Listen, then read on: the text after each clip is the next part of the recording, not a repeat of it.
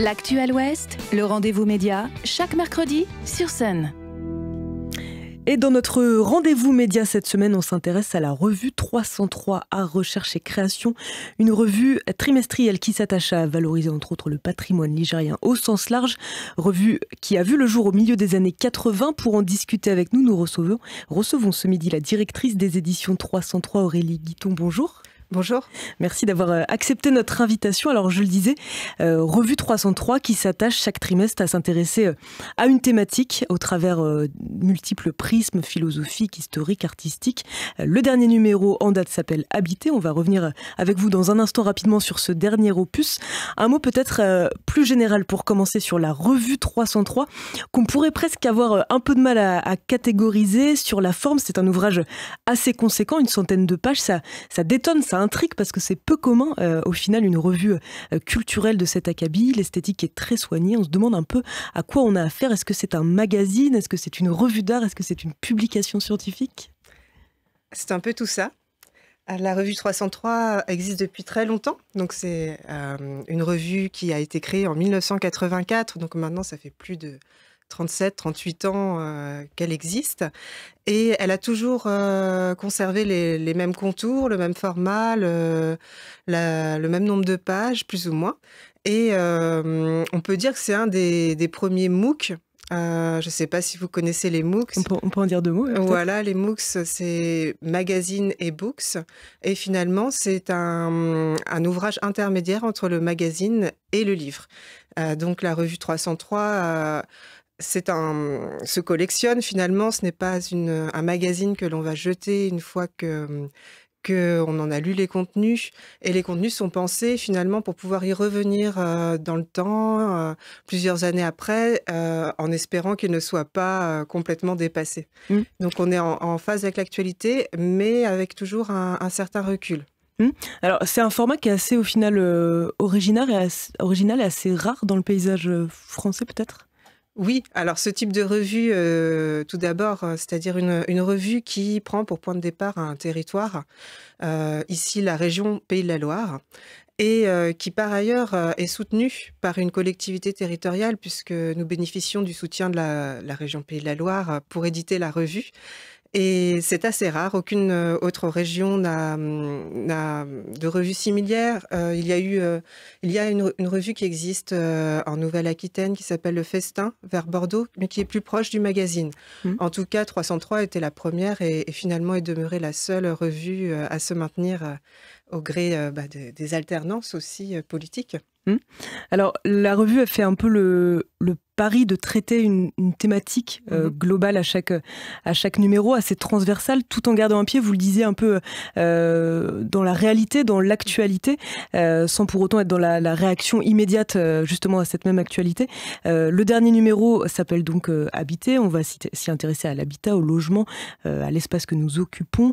Et ce, alors justement que nous traversons une crise sanitaire qui a eu un impact justement sur cette thématique.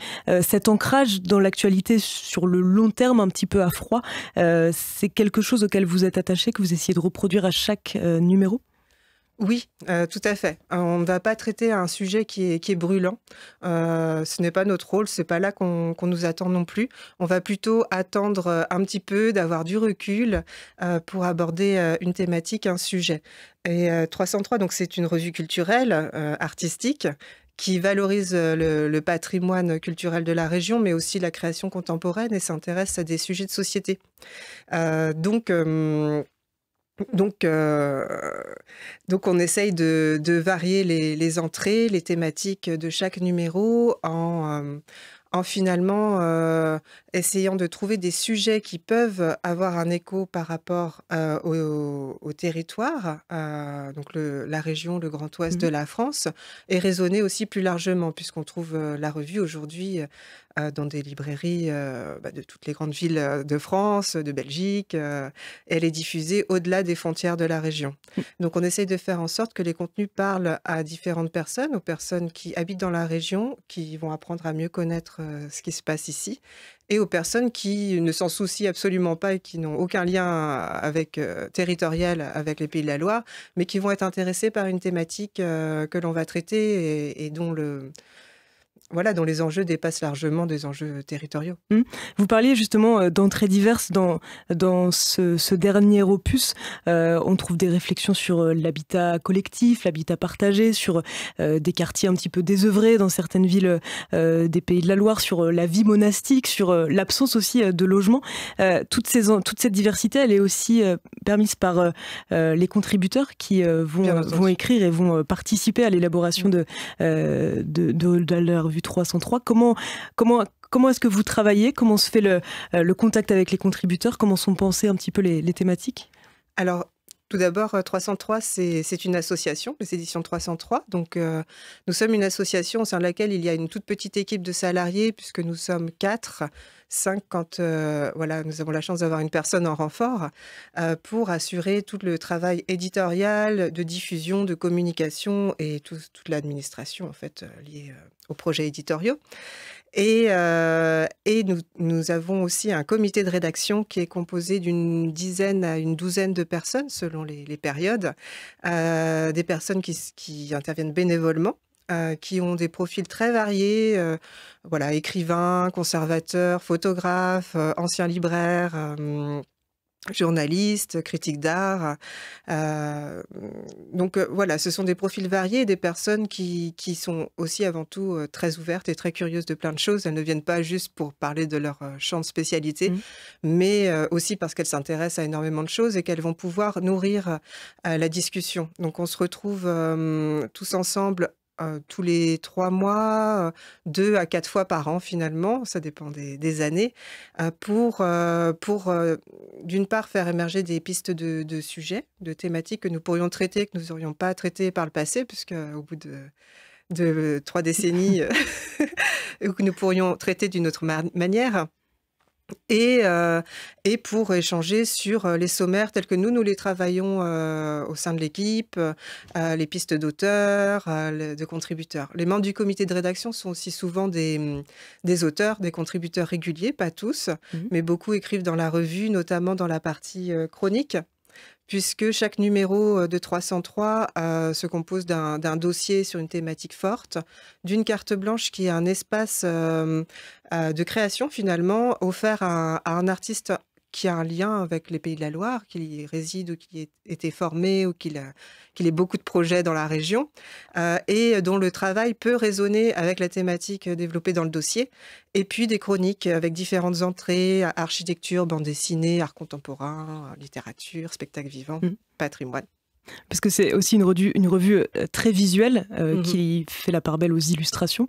Et donc vous avez à chaque édition des illustrateurs qui viennent aussi participer au projet. Exactement. Donc pour chaque numéro, on invite différents auteurs. Généralement, nous faisons appel à des spécialistes, c'est-à-dire qu'on va aller identifier des chercheurs qui ont travaillé sur un sujet que l'on a pu identifier pour leur demander de partager leurs travaux de recherche pour un public curieux mais non spécialiste. Donc c'est tout un effort de leur part de médiation finalement de leur contenu et bien sûr on a une équipe resserrée de plumes que l'on aime solliciter. Beaucoup sont dans le comité de rédaction, de signatures que l'on peut retrouver, de personnes qui sont ou formation journalistique, critique d'art, ou en tout cas très polyvalentes et très curieuses. Et peut-être une dernière question sur votre façon de travailler, la revue 303. On parlait de l'association aussi, qui a peut-être des activités un petit peu plus larges. Il y a aussi les éditions 303. Est-ce que vous pouvez nous en dire un mot? Oui, alors 303, initialement, c'est la revue 303 Art, Recherche, Création. 303, d'ailleurs, c'est la somme des numéros des départements des Pays de la Loire, des 5 départements. Ça donne 303. Et à partir des années 2000, 2013, on a commencé à éditer des livres en dehors de la revue. Donc, on a évolué vers les éditions 303. Et aujourd'hui, on publie une petite dizaine de livres par an en complément de la revue. Donc, ce sont des livres qui ont leur identité propre, leur contenu propre et qui ont toujours un lien avec la culture, le patrimoine dans la région. Et il s'agit principalement de collaboration, de partenariat avec des acteurs culturels du territoire, des collectivités, mais aussi des institutions ou même des auteurs photographes ou artistes qui viennent nous trouver parce qu'ils ont un projet et pour qu'il puisse être édité. Et avec toujours un pied donc dans les pays de la Loire. Voilà, c'est la cohérence de notre catalogue. C'est toujours de partir de là d'où on parle. Eh bien, pardon, excusez-moi. Allez-y. J'ai pas répondu à votre question concernant les illustrateurs. Oui. En effet, on accorde une très grande place à l'image aussi. Et on fait appel à des photographes et beaucoup à des illustrateurs. Et voilà, tout récemment, le dernier numéro Habité comporte des réalisations de Hélène Duclos, mais aussi de Paul Parent. Qui illustre deux articles, et nous lui avons demandé aussi de signer la couverture, et c'est un très beau travail. Voilà, donc je vous encourage à aller feuilleter et puis vous procurer donc ce dernier numéro Habité de la revue 303. Merci beaucoup pour ces explications. Le rendez-vous média, en podcast et en vidéo sur myson et lesonunique.com.